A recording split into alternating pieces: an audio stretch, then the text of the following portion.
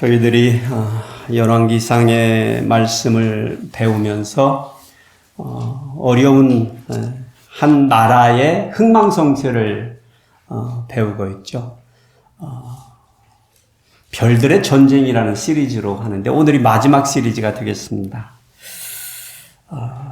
별들을 통치하시는 하나님이라는 제목으로 말씀을 나누기를 원하는데, 이 통치라는 단어를 저희들이 익숙히 여러 번 들어보셨을 겁니다. 통치라는 이 단어는 군주제나 왕족의 체제에 의해서 절대적인 권력을 행사하거나 그럴 수 있는 어떤 통치자가 있어서 그 국가나 영토를 다스리는 그런 것을 말하는 것이죠. 통치자가 어떤 백성들과의 합의나 어떤 다른 사람들과의 승인이 없이 의사결정을 하고 정책을 시행하면서 최고 권위를 행사하지만 그 통치자의 행동에 제약이 없는 그런 체제가 되겠습니다. 반면에 지배라는 단어를 또 들어보셨어요. 지배, rule. 그렇죠? 통치라는 단어를 영어로는 reign. 지배라는 단어는 rule이라는 단어로 이렇게 보면은 지배라는 단어는 좀 더 포괄적인 단어인데, 사실은 어떤 정부의 형태에 구애받지 않고서 그 권위와 통제가 행사를 할 수 있는, 권력을 행사할 수 있는 그런 체제를 말하는데, 그 정부의 체제 안에서 그에게 주어진 임시적이고 어떤 주권은 그 백성이나 그 체제 안에서 어떤 선거나 어떤 관할하는 사람들에 의해서 감시와 제재를 받을 수 있는 그런 권력 행사를 룰한다, 지배한다라고 표현할 수 있다고 이렇게 분간을 나눠서 했습니다. 지금껏 저희는 이스라엘의 왕들이 그들의 왕위의 보좌에 오르고 내리고 하는 역사를 별들이 뜨고 지는 그런 상징적인 표현으로 비유해서 말씀을 보고 있었습니다. 그리고 그 왕들은 통치자였습니다. 왕족 시대죠. 통치자들이죠. 그들에게는 거침이 없는 것이죠. 오늘 근데 본문에서 우리 독자들에게 그들이 절대적으로 한 나라를 다스리는 통치자 왕들이었지만 그들을 통치하시는 또 다른 한 분이 계시다라는 것을 우리들에게 가르쳐주는 말씀입니다. 그러한 연유에서 저는 오늘 제 설교의 키워드를 통치라는 단어로 선택을 했고요. 지배라는 표현보다는 통치라는 단어를 골라서 말씀을 나누기를 원합니다. 13장에 있는 말씀은 북이스라엘의 분열 왕국의 첫 왕, 여로보암이죠. 여로보암 10지파를 통합해서 다스렸던 이 왕의 이야기들을 통해서 별들을 통치하시는 하나님을 저희들이 보기를 원합니다. 우리가 먼저 말씀을 교독하실 때는 1절에서 10절까지만 교독하시는데, 나는 통치라는 단어, 또 지배라는 단어가 있는데, 내가 좋아하는 내 생각에, 내 성격이 아니면 내 스타일에 내가 좋아하는 단어가 지배라는 단어인지 통치라는 단어인지 한번 생각을 해보시면서, 통치라는 단어가 마음에 꽂힌다 그런 분이 먼저 읽으시고 그 다음 분들이 다음을 교독하시겠습니다. 시작. 보라, 그때 하나님의 사람이 여호와의 말씀으로 말미암아 유다에서부터 베델에 이르니 마침 여로보암이 제단 곁에 서서 분향하는지라. 하나님의 사람이 제단을 향하여 여호와의 말씀으로 외쳐 이르되, 제단아 제단아 여호와께서 이와 같이 말씀하시기를 다윗의 집에 요시야라 이름하는 아들을 낳으리니 그가 내 위에 분향하는 산당 제사장을 내 위에서 제물로 바칠 것이요 또 사람의 뼈를 내 위에서 사르리라 하셨느니라 하고, 그날에 그가 징조를 들어 이르되 이는 여호와께서 말씀하신 징조라.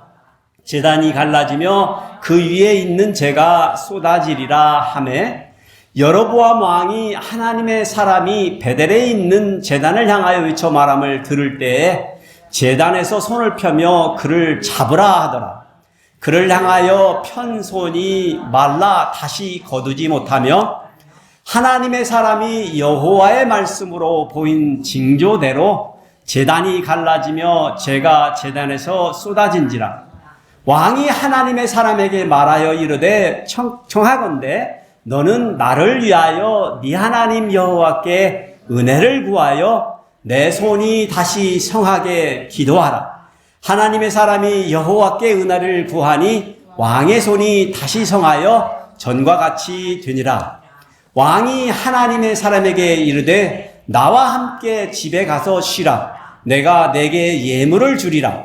하나님의 사람이 왕께 대답하되 왕께서 왕의 집 절반을 내게 준다 할지라도 나는 왕과 함께 들어가지도 아니하고 이곳에서는 떡도 먹지 아니하고 물도 마시지 아니하리니 이는 곧 여호와의 말씀이 내게 명령하여 이르시기를 떡도 먹지 말며 물도 마시지 말고 왔던 길로 뒤돌아가지 말라 하셨음이니이다 하고 다 같이 읽으시겠습니다. 이에 다른 길로 가고 자기가 베델에 오던 길로 뒤돌아가지도 아니하니라. 아멘. 보통 그 성공하는 드라마, 영화를 이렇게 보면은 한 가지 불문율이 있습니다. 통계적인 얘기죠. 그 이야기의 주인공을 그 이야기 줄거리의 대부분에 할애한다는 겁니다. 그러니까 당연히 주인공을 맡은 사람은 대사도 많고 출연 횟수도 많고 그만큼 돈 버는 일도 많겠지요. 그런데 오늘 13장에 이 나타난 인간 주인공은 사실은 여로보암 왕입니다. 그런데 잘 보시면 처음에 좀 나오고 마무리에 좀 나와서 뭐 겨우 한 35% 정도의 이야기가 여로보암의 왕에 대한 이야기고 나머지는 이상하게 그 조연배우로 출연 중인 한 이름 없는 유다에서 온 예언자가 등장을 하게 됩니다. 그래서 우리를 좀 혼동에 빠뜨려요. 이렇게 본문을 한번 자세히 읽어보시다 보면 이게 무슨 말씀이지, 왜 이런 이야기들이 여기에 나오지 하는 생각을 갖게 합니다. 왜 이런 형식으로 저자가 우리들에게 오늘의 말씀을 해주는지를 찾는 것이 오늘의 말씀의 메시지를 찾는 일이 되겠습니다. 본론부터 말씀을 드리면 열왕기상 하해 이야기들의 주인공이 열왕들, 한나라를 이스라엘이나 유다를 다리는 왕들인 것 같지만 사실은 주인공이 아닙니다. 그 배후에서 그들을 올리고 내리시는 누구실 것 같으세요? 하나님이십니다. 하나님이십니다. 그래서 오늘 이야기의 초점은 여로보암 왕에게 있는 것이 아니고 그를 올리셨는데 또 그를 내리시는 하나님이 누구신지를 알라라는 것입니다.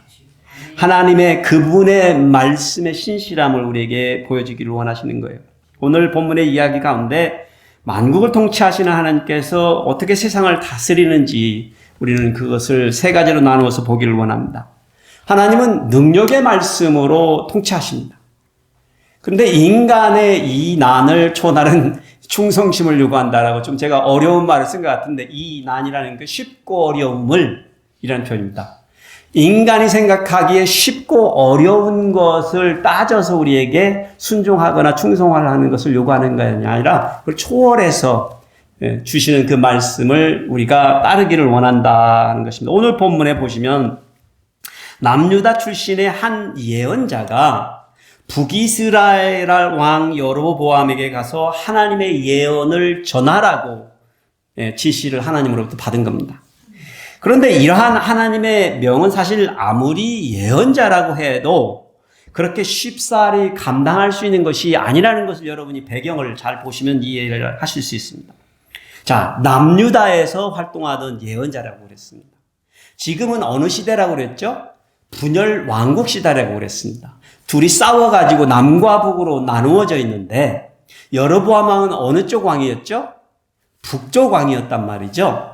하나님의 말씀이 북쪽으로 가서, 그러니까 남쪽의 적이죠. 지금 가서 그 왕에게 내 말을 전해라 라고 남쪽에 있는 예언자에게 명령하셨다라는 것입니다.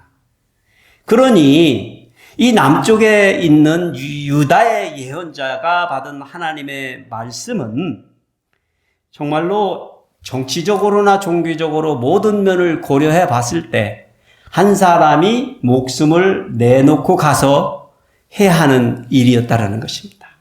예.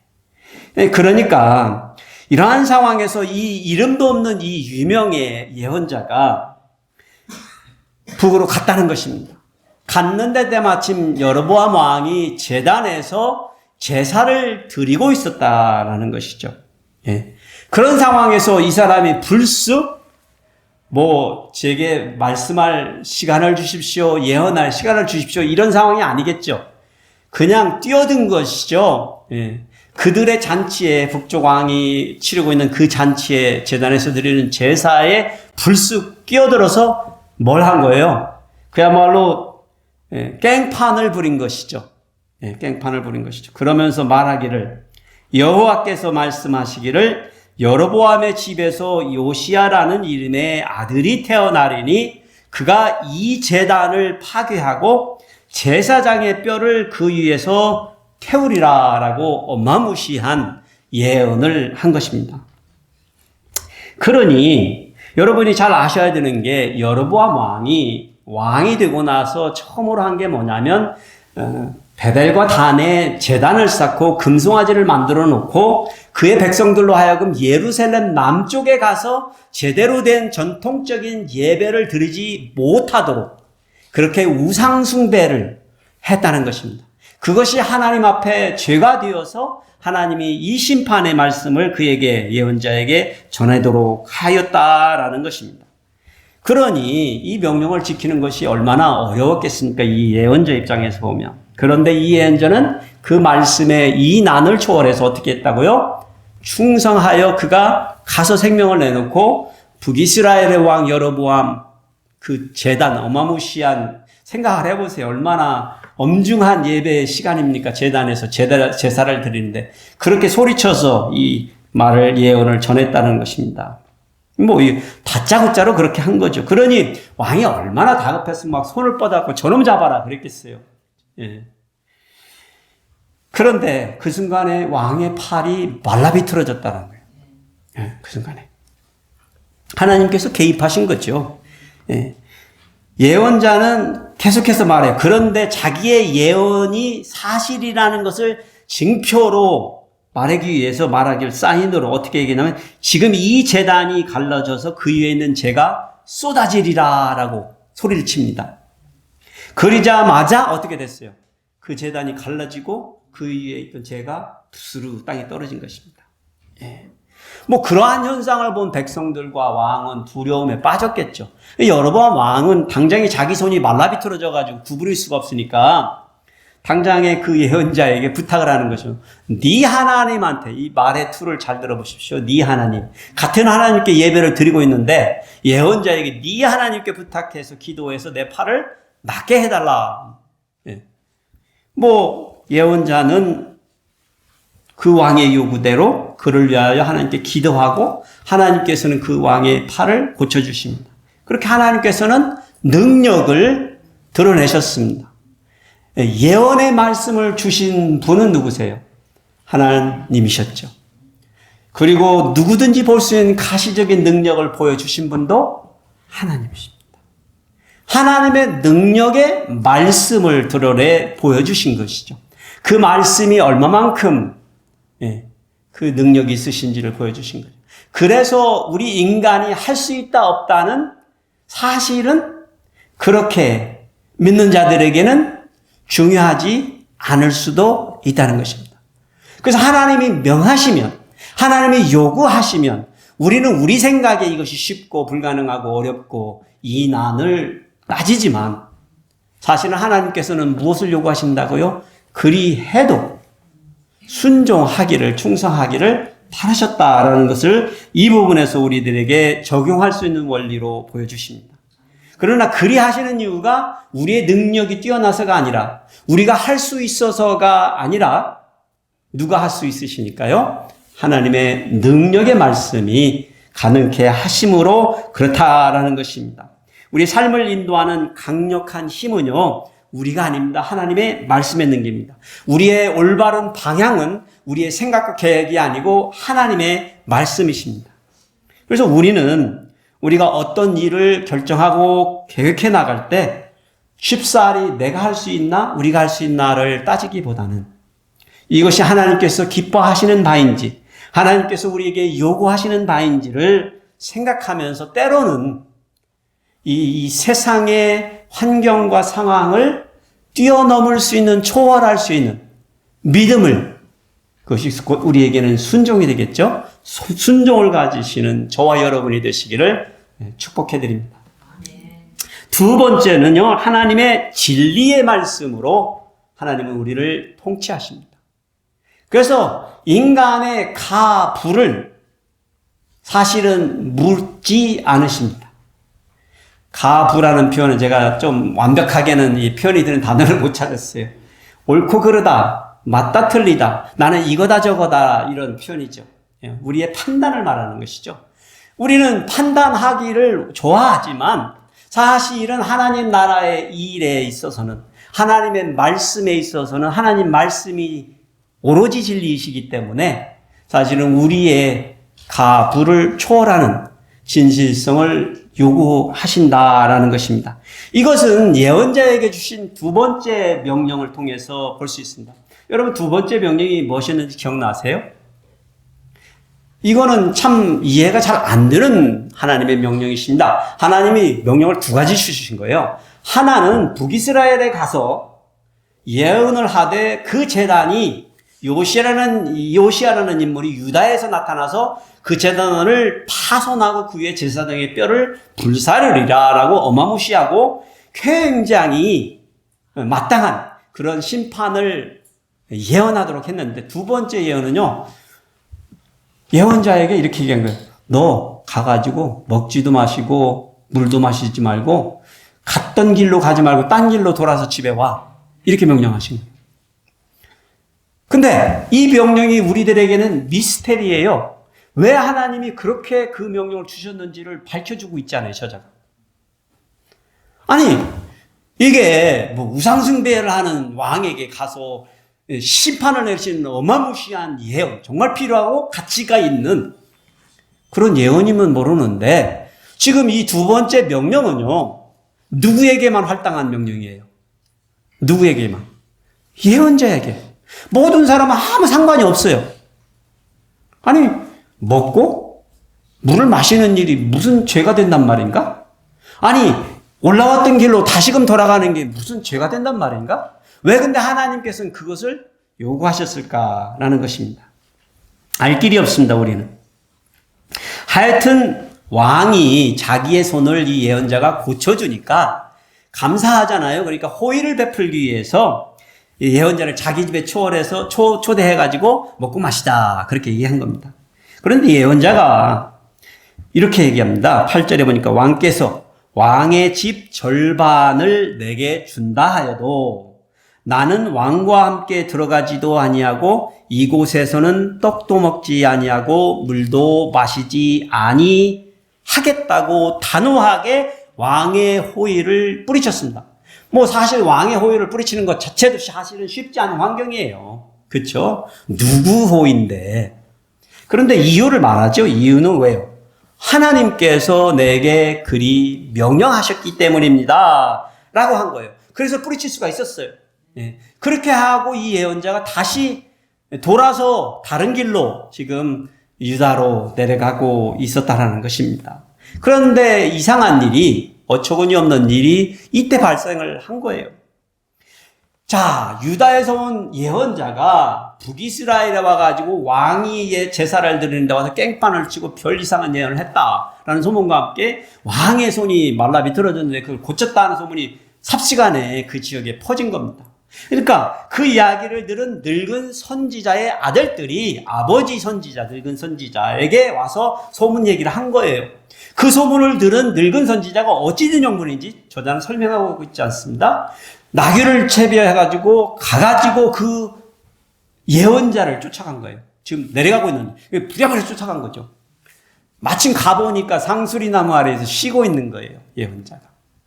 여기 가가지고 늙은 선지자가 말하는 거예요. 야, 우리 집에 가서 먹고 마시자. 라고 초대를 한 거예요. 그러면 예언자의 답은 뭘까요? 당연하게 하나님께서 내게 떡과 물을 마시지도 먹지도 말게 하시고, 오던 길로 가지 말고 다시 뒤돌아가라고 얘기하셔서 못합니다라고 거절한 거죠. 당연히 그렇게 했습니다. 그런데 늙은 선지자가 이상하게 거짓말을 합니다. 하나님께서 내게 천사를 보내셔서 너를 초대해서 먹고 마셔도 괜찮다라고 하셨다. 그러니까 예언자가 그 말을 듣고 그러면 가야지. 따라와가지고 늙은 선지자의 집에 들어가서 먹고 마셨다라는 겁니다. 그런데 이게 이제 두 번째 미스터리 있잖아요. 왜 늙은 선지자가 거짓말을 해서 예언자를 자기 집에 데리고 와서 먹고 마시게 했을까요? 자, 먹고 마시고 이게 끝나니까 딱 그때 늙은 선지자에게 하나님의 말씀이 임한 겁니다. 말씀이. 하나님의 말씀이 임한 거예요. 자, 그런데 저희는 여기에서 이 상황을 잘 보시면 이 예언자가 신실한 예언자인가요? 아닌가요? 그런데 신실한 분이에요. 신실했잖아요. 왕 앞에 생명을 내어놓고라도 가서 완수를 하는데 여러분 생명 놓고 어디 지금 가가지고 선교하라고 하시겠어요? 그렇게 쉽던가요? 하시겠어요? 먹고 마시는 거, 그 간단한 것도 왕의 호의 그거 거절하는 거 쉽지 않습니다, 사실. 그런데 여기에서 늙은 선지자가 한 거짓말에 그런데 왜 넘어갔을까요? 예언자가. 이 늙은 선지자 때문이에요. 그렇죠? 왜 이 늙은 선지자 때문에 넘어갔을까요? 이 사람이 늙은 선지자이기 때문에 그래요.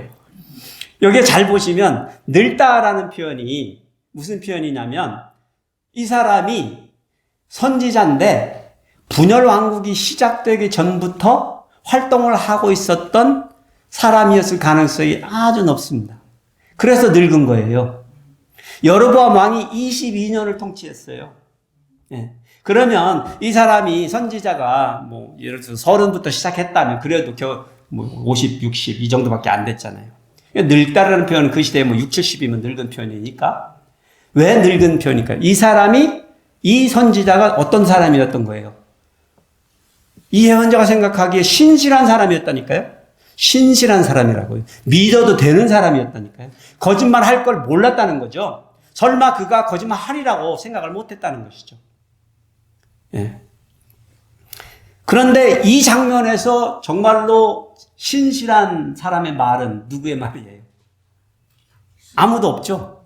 아무도 없는 거예요. 오로지 누구의 말씀만 진리라고요? 하나님의 말씀만. 먹고 마시지 말라니까요? 왜요? 모르죠. 하나님이 그냥 뚱땅거리고 그냥 이유 없이 주신 건데 우리가 생각하기에 이해가 되셨나요, 여러분? 왜 이 명령을 주셨는지 이해가 되셨나요? 안 되잖아요. 왜 주셨는지. 하나님 왜 나만 못 먹게 해요? 먹으면 뭐가 탈나나요? 배탈이 나나요? 잘못됐나요? 뭘 어기나요? 아무 상관이 없잖아요. 그런데 왜 하나님이 이 말씀을 주시고 지키도록 하셨을까요? 하나님이 많은 경우에 있어서 우리 인간들에게 설명해 주고 있지 않아도 우리가 이해하지 못해도 받아들일 수 없어도 우리가 판단해도 이러쿵저러쿵 해도 이 세상에 오로지 진리라고 절대적으로 말할 수 있는 분의 말씀은 누구의 말씀이라고요? 하나님의 말씀이라고요. 그래서 여러분이 생각하기에 이것이 하나님의 말씀이라면 저는 여러분에게 누누이 말씀드리지만 목숨을 걸고 싸우시라고요. 거기에는 겸손이 필요 없어요. 싸우시라고요. 이거를 그러니 예언자는 하나님의 어떤 말씀을 위배한 거예요? 진리의 말씀을 위배한 거예요. 인간의 말을 믿고자 늙은 선지자를 신임을 더해서 하나님이 그렇게 자기에게 직접 하지 말라고 한 그 사소한, 그렇죠? 사소한이죠. 인간의 입장에서 사소한. 예. 그 엄청난 명령은 지켰는데 그 사소한 명령은 위배하고, 그러나 하나님의 말씀에 반하고 위배하는 것이라면 아무리 그것이 작고 크고 그럴싸해도, 합리적이고 선해 보여도 단호하게 거부할 수 있는 용기가 우리들에게는 있어야 된다는 것입니다. 사실 우리 성도들이 오늘날 우리가 이 세상을 살아가면서 빠지기 쉬운 사실은 이 함정이 우리 곁에 늘상 있다는 것을 우리는 알게 되실 것입니다. 세상에는 너무나 많은 소리들이 있습니다. 그런데 여러분, 이 소리도 아닙니다. 저 소리도 아닙니다. 예. 그렇죠? 아무리 선해 보여도, 아무리 합리적이 보여도, 아무리 옳아 보여도, 아무리 틀려 보여도 우리에게 기준될 수 있는 말씀은 진리의 말씀. 그리고 여러분이 생각하시기에, 그러니까 두 번째 명령은 누구한테만 줬다고요? 예언자한테. 그 예언자는 어느 누구에도 하나님께서 나에게 이렇게 하셨으니까 여러분들도 이 말씀을 지켜야 됩니다라고 말할 수 있는 아무 없어요. 또 그런 착각들을 하시는 분들도 계시더라고. 하나님이 나한테 주셨는데 나한테 준 걸 가지고 옆 사람한테 당신도 지켜야 돼 이렇게 하는 사람들이 있어요. 천천만에 만만만만의 말씀이에요. 당신한테만 주신 거예요. 당신한테만 알게 하신 거예요. 그러면 당신 보고 하라는 얘기죠. 이건 누구 단 사람들이 하는 얘기가 아니에요. 지금 오늘 예언자는 그 사람, 이 예언자만 지켜야 되는 이 말씀인 거예요.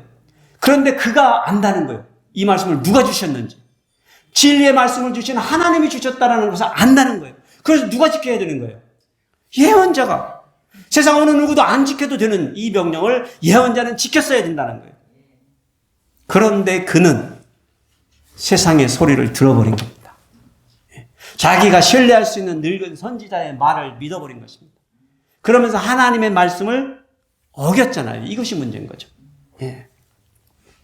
그래서 하나님의 말씀에 무장해야 되는 이유가, 여러분이나 제가 성경을 늘상 펼쳐서 하나님의 말씀을 이해하고 깨달아야 되는 성도가 돼야 되는 이유가 여기에 있는 것입니다. 세상의 많은 소리, 그 속에서 하나님의 말씀이 요구하는 소리가 무엇인지를 분별하고 식별할 수 있는 능력은 그 진리의 말씀을 여러분들이 얼마나 가까이 두고 하루하루를 생각하냐는 거예요. 내 생각을 얼마나 자주 하냐가 아니고 얼마만큼 하나님의 말씀에 우리의 생각을 묶어두고 사냐라는 것입니다. 저는 우리 소노마 하나님 침례교회 모든 성도님들이 세상의 많은 소리에 귀 기울여보다는 여러분과 제가 알고 있는 단순하고 사소한 하나님의 말씀들에 귀 기울이시는 저와 여러분이 되시기를 축복해드립니다. 세 번째는요, 하나님은 생명의 말씀으로 통치하십니다. 인간의 경중, 가볍고 무거움을 우리는 판단해서 이 일을 엮어갑니다. 그런데 우리는 그러한 것들을 초월해서 하나님이 주시는 말씀에 요구하시는 바가 소중함을 우리가 깨달아야 됩니다. 자, 예언자가 그렇게 먹고 마시고 나니까 하나님이 늙은 선지자에게 예언의 말씀을 그 입술에 부어주시기 시작합니다. 그런데 그 예언이 단 게 아니고 그 예언자가 객사하리라라는 예언입니다. 조상의 묘실에 들어가지 못하리라라는 예언입니다. 이게 세 번째 미스테리예요. 왜 하나님은 굳이 이 사소한 명령을 어겼다고 이 신실한 예언자를 죽이기까지 하셨을까요? 왜냐하면 이 예언자는 길을 내려가다가 그 집에서 떠나든지 길을 내려가다가 사자한테 물려 죽습니다. 그래서 그거를 이제 늙은 제사장이 알기 때문에 무슨 일이 아니야. 선지자가 알기 때문에 가가지고 시신을 추스려가지고 자기가 죽으면 같이 묻어달라고 뭐라고 할까요? 동지애를 표현했다라고 할까요? 애석하죠. 자기가 거짓말을 해서 그렇게 됐는데 하지만 이거는 사실은 이 큰 그림은 하나님께서 독자들과 그 백성들에게 또 무엇보다도 이 일에 있어서 가장 주인공, 이 이야기의 인간 주인공 여로보암 왕으로 하여금 깨닫게 하시기 위해서 이 모든 것을 전위예술처럼, 고대 시대의 예언자들은 전위예술들을 많이 했습니다. 그래서 하나님의 메시지를 그냥 말로만 선포하는 게 아니라 몸으로 전체로, 여기에서는 생명을 내놓고 지금 표현하고 있잖아요. 그렇죠? 예언자 한 사람이 죽었습니다. 이 지금 우리가 배우는 이 말씀을 선포해 주시기 위해서. 왜요? 하나님의 생명의 말씀으로 이 세상을 만물을 통치하신다라는 것을 드러내시기 위해서 그리 하셨다라고 저는 이것을 해석합니다. 누가 보더라도 먹지 말고 마시지 말고 다른 길로 가라 하신 명령은 하나님이 한 사람을 죽여야 될 만한 일이 아닙니다. 저만 그렇게 생각하나요? 저는 도무지 이해가 안 되던데요. 아니, 하나님이 그 정도였나? 아니, 여러분, 이런 장면을 믿지 않는 사람이면 어떻게 예수님 믿고 하나님을 믿겠어요, 도대체? 무시무시해서. 도대체 어떻게 된 거예요, 이게? 네? 그런데 우리가 생각하기에 이것이 가볍고 무겁고의 죄의 문제는 누구의 소관이에요? 우리의 소관이 아니라는 거예요. 내가 생각하기에 가벼운 죄고 내가 생각하기에 죽어마땅한 죄지, 하나님은 뭐라고 그러셨어요? hint of sin이라고 표현했죠, 영어로는. hint of sin. 죄의 먼지카락 같은 죄만 보여도 그 죄의 싹은 사망이랬습니다. 예언자가 한 일이 아무리 가벼운 잘못과 실수라도 이것은 하나님의 말씀을 직접적으로 거부하고 불순종한 일이기 때문에 죽어 마땅하다는 거예요. 여러분 동의하세요, 이제? 쉽지 않은데. 이거를 여러분이나 저한테 요구하시면 감당하시겠어요? 전 못할 것 같은데요. 그런데 원리적으로 그래서 하나님은 모든 사람이 누구라고 그래요? 모든 사람이 죄인이라고 말씀하시는 거예요. 나 같은 죄인이라는 표현을 그래서 쓰는 거예요. 내가 아무리 완전해도 완전하지가 않다니까요. 내가 아무리 샤워하고 베스트 다 하고 지금 이렇게 멀쑥하게 서 있지만 이게 더럽지 않은 게 아니라니까요. 하나님한테는 아직도 때도 있고 먼지도 있고 아직 구석구석이 세상적으로 볼 때 그냥 멀쑥할 뿐이지 영적으로도 마찬가지라니까요. 이런 사건은 정말 unfair한 것 같아요, 우리가 보기에. 아니, 그런데 하나님이 무음하시고 하나님이 완전하시기에 우리가 그 하나님 앞에 섰을 때 우리의 초라함과 우리의 나약함과 우리의 못남과 우리의 죄성이 어떻게 한다고요? 엄청나게 태산같이 크게 드러난다는 거예요. 그래서 죽어 마땅하다라는 것을 말씀하시는 거예요. 자, 우리는 이 예언자가 자기가 무식하는 가운데 선지자의 거짓말을 통해서 하나님의 말씀을 어겼죠. 그렇죠? 그러나 그 사람의 제일 중심에 무슨 문제가 있었던 거예요? 스스로가 뭐 했어요? 하나님의 어떤 누군가의 말에 경중을 따졌다는 거예요. 이 사람의 말은, 이 사람의 말은 믿을 수 있어. 그런데 거짓이었잖아요. 세상에 이런 일 얼마나 많아요. 여러분 사기 당해보신 분 계세요? 세상에 못 믿을 놈 믿어가지고 사기당한 사람 세상에 있어요? 손 들어보세요. 그럼 아무도 없을까? 그렇죠? 정말 믿을 수 있는 사람, 정말 존경하는 그 사람, 정말 사랑하는 그 사람을 믿다가 그 꼴 됐잖아. 그러니 오늘 믿을 수 있는 분은 누구라고 말씀하시는 거예요? 생명의 말씀으로 우리를 통치하시는 하나님밖에는 없다라고 말씀하시는 겁니다. 자, 이 이야기의 결말을 제가 지금 여러분에게 설명해 드린 건 좀 쉽게 풀어졌죠. 근데 이렇게 풀 수 있었던 이유가 사실은 오늘 본 장의 마지막 두 구절에서 추론해 나가서입니다. 이 모든 것은 사실은 여로보암이라는 이 이스라엘의 왕이 보고 배우라 하신 거예요. 이 일이 다 끝났는데 그 소문이 났을까요? 안 났을까요? 당연히 났지요. 사람들이 들은 거예요. 그 예언자 와가지고 왕 앞에 와서 예언했던 그 예언자가 길 가다가 늙은 선지자 집에 가서 먹고 마시다 죽었대 가다가 어떻게 된 일이야? 왜? 몰라. 그냥 하나님이 하지 말라고 그랬는데 했나 봐. 먹고 마셨다고? 아니 왜 그게 뭔데? 죄가 되나? 사람들은 그리 했을 거 아니에요. 왕조차도. 그런데 왕은 다르죠. 왜 왕에게는 이 이야기가 다른 이야기가 될까요? 자기가 그를 초대했을 때 이 예언자가 뭐라고 하고 그거를 거절했던가요? 하나님께서 나로 하여금 당신이 당신의 집을 절반을 줘도 그렇게 해서 거절하고 갔잖아요. 그래서 뭘 알아요? 이 여로보암 왕은 지금 이 예언자가 하나님의 말씀을 어겨서 죽었구나를 아는 거예요. 그러면 자기가 생각하기에 누구 죄가 더 큰 죄야? 누가 더 큰 죄냐? 하나님 앞에.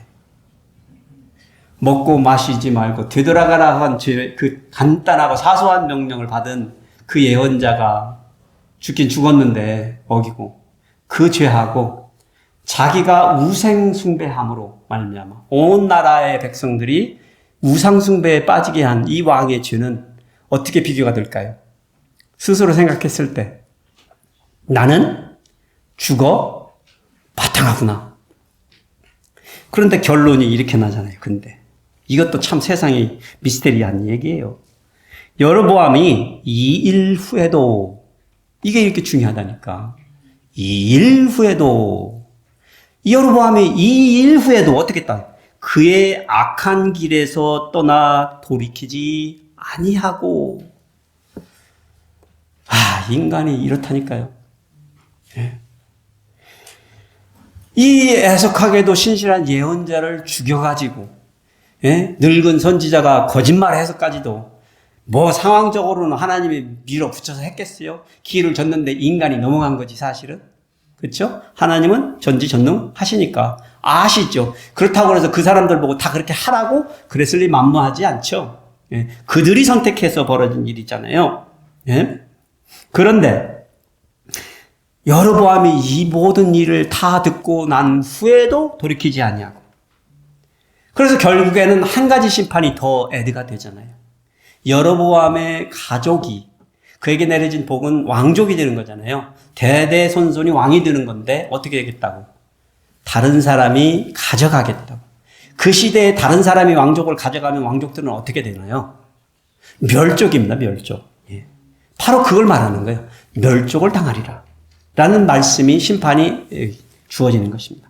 그렇게 해서 이 13장이 끝나는 거예요. 그래가지고 말씀하시는 거예요. 꽝떠라꽝 하면서 여로보암이 죽고 여로보암의 가문이 멸망했는데 그것이 심히 하나님의 말씀에 의거해서 맞다 틀리다, 맞다를 선포하는 거예요.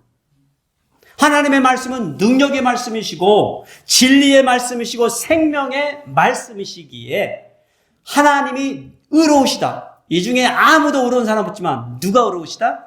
하나님이 의로우시다. 선포하는 것입니다. 그래서 그 왕조가 다른 왕조에 넘어가 버린 거예요.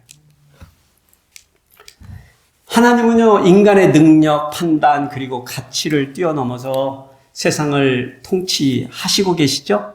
그래서 우리가 많은 경우에 이해할 수 없는 거예요. 뭔 일이 벌어지면. 그런데 궁극적으로는요, 그 하나님께서 우리의 연약함과 죄악됨을 아신다, 모르신다? 아신다라는 거예요. 그런데 그분이 가지신 그 사랑은요, 우리 그런 존재들을 용서해 주시는 영원한 사랑이시다라는 거예요. 이것이 오늘 저와 여러분이 나눌 메시지입니다. 저는 요한복음 3장 16절을 오늘 여러분에게 다시 드리기를 원합니다. 하나님이 세상을 이처럼 사랑하사 독생자를 주셨으니 이는 그를 믿는 자마다 멸망하지 않고 영생을 얻게 하려 하심이라. 아멘. 구약의 시대에서는 이 말씀을 주시지 못하셨어요. 주실 수가 없으셨어요. 아직 그 시대의 그 백성들을 이해하지 못했기 때문이죠. 근데 오늘날 우리는 이 말씀의 은혜를 깨달은 자들입니다. 생명을 가지고 통치하시는 하나님이시잖아요. 하나님께서는 자기 자신이 주시는 율법을 초월하여서 사랑의 언약을 우리들에게 넘겨주신 거 아니에요. 그래서 우리를 그렇게 사랑해 주셨기 때문에 우리에게 이 구원의 길을 열어주신 거잖아요. 이것이 저와 여러분의 소망이 되어야 된다는 거예요. 우리 하나님께서는 그렇게까지도 해서 우리를 생명을 주시고 영원한 생명을 주시고 구원이라는 이름으로 우리를 구원해 주시는데 우리는 늘상 아이고 쉽고 어렵고 내가 맞고 틀리고 이게 뭐 이렇게 가볍다 어렵다 늘상 그렇게 지지고 볶고 그런데 우리는 오로지 붙들어야 될 능력의 말씀 하나님의 말씀 오로지 붙들어야 될 진리의 말씀 하나님의 말씀 오로지 붙들어야 될 생명의 말씀, 하나님의 말씀을 붙드시고 붙드신다고 우리가 온전해지겠어요? 그런데 하나님은 우리의 중심을 보시겠다고 그랬잖아요. 거기에다 우리 가진 이 믿음만 신실하게 챙기시면 그걸 보시고 우리를 구원해 주시겠다는 거예요. 이게 영원하신 하나님의 신실하신 언약입니다. 그래서 저는 여러분들 우리 소노마 한인 침례교회 성도님들에게 부탁드리고 싶습니다. 그 믿음으로 하나님을 믿으시고 하나님의 말씀을 믿으시고 할 수 있으시면 여러분 주위에 있는 내 옆에 있는 또 다른 성도들을 믿으시기를 바랍니다. 네. 그런데 하나님보다 더 믿으시면 안 돼. 절대 믿으시면 안 돼. 그렇지만 여러분이 믿어지시는 하나님의 말씀 내의 범위 안에서 자꾸 더 믿으시는 왜냐하면 하나님께서 은혜를 베푸시고 구원하시고 생명 주시고 이 일을 추진해 나가시기 때문에 그렇습니다. 그리스도의 사랑으로 주어진 우리의 구원의 소망을 그렇게 날마다 감사하며 기쁨으로 살아가시는 저와 여러분이 되시기를 축복해 드립니다.